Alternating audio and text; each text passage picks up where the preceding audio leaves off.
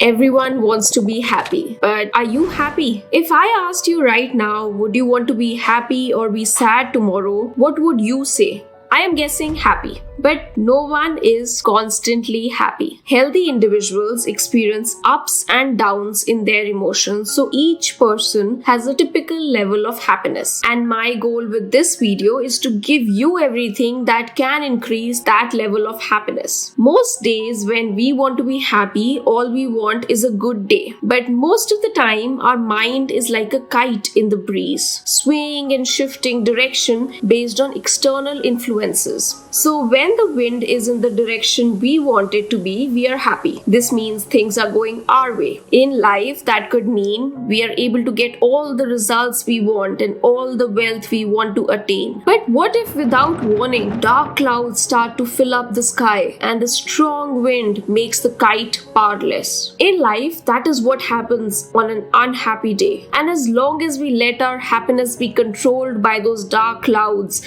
and those strong gushing winds, our happiness will remain unstable and mostly low. Now, mind you, it's easier to blame the clouds for the unhappiness than our own selves. But I am not saying that it's our fault either. It's the fault of time. Let me correct that. It's the fault of our brains that are averse to idle time. It's this old proverb that is often said for money, that money can't buy happiness, but it sure makes misery easier to live with. But what if you didn't have time to enjoy the money? What if you had all the money you wanted but not a minute away from your laptop answering work emails, sending messages to clients, ensuring your team is on top of their tasks? Would you be happy? I am not so sure, because we all are poor for time. And as long as we focus on money and its scarcity, we will be unhappy. We never expect and hope to have less money than we already have. We always want more. And wanting more money is not bad. In fact, we all should expect a bag of money outside our door every day. But interestingly, when it comes to time, we are happy to give that away fast. Think of that birthday party of your son's friend's aunt. Did you have to say yes? Or you could have said no. We would rather be busy than sit with ourselves and be in the present happy. The other side of this is we become unhappy when our perception of reality surpasses our actual experiences of it. So less real money, less in-hand opportunities, less achievements, but high expectations of money, high expectations of opportunities, and high expectations of achievements. And this creates an expectation gap. So what really feeds those expectations? You see, we create our future self with our imagination, our past experiences, and those of others around us. And while we create these expectations believing that it will bring us happiness, often it does the opposite. It skews us away from reality and gives our expectations the power over our happiness. If you have a Mercedes but always wanted Ferrari, you probably won't be happy. But if you thought you could only afford a Toyota but had a Mercedes, you would probably be happy. This happens in our relationships too. When we get into a new relationship, we start to share our happiness with our partner, and that is beautiful. But when we try and take control of their expectations, their feelings and thoughts, we lose power over our own happiness. Let me explain. I want to be the best daughter, the best sister, and the best friend I could ever be. But that same hope to be the best everything is making me let go of my own happiness. Because now I base my happiness on whether or not I am the best daughter, sister, or friend. I'm not saying don't give love and care. All I'm saying is don't make it conditional. Hear this. Historically and through most cultural teachings, happiness is said to be a result of people being good citizens. So for ages, we have known that we cannot achieve happiness alone. In fact, giving is known to make us happier than receiving. And scientifically, when we give, pleasure-related brain areas are said to light up and neurotransmitters such as endorphins, dopamine, and oxytocin are released. Interestingly, it not only makes us happy in giving, it makes the receiver happy in receiving and makes the bystander happy by seeing the act of kindness. happiness. So it's kinda win-win for all. But all of that won't matter if you aren't in the moment, which is why earlier in the video I indicated to happiness being a state of flow, which is a meditative concept of being in the moment and present. Happiness is in the present, but it is also in the past and in the future. When we think of a happy moment in the past or look forward to one in the future, a smile fills our face. That is because most often those moments of the past and the future include socializing, building relationships with people, and spending time with those we love. But it's not just finding the people to be happy with, but also finding what to do for yourself. You see, having the option to choose where and how to spend our time gives us happiness. Freedom to be who we are and when and where makes us happy. Which is why we need goals, meaningful goals. But careful, because though those goals may make you happy on achievement, they won't sustain happiness. What really makes us happy is the journey and the progress to getting to that goal. And all of that is not possible if we don't have a healthy body. Only good health can allow us to be happy, which is why I want you to click right here to find out how you can be your fittest self.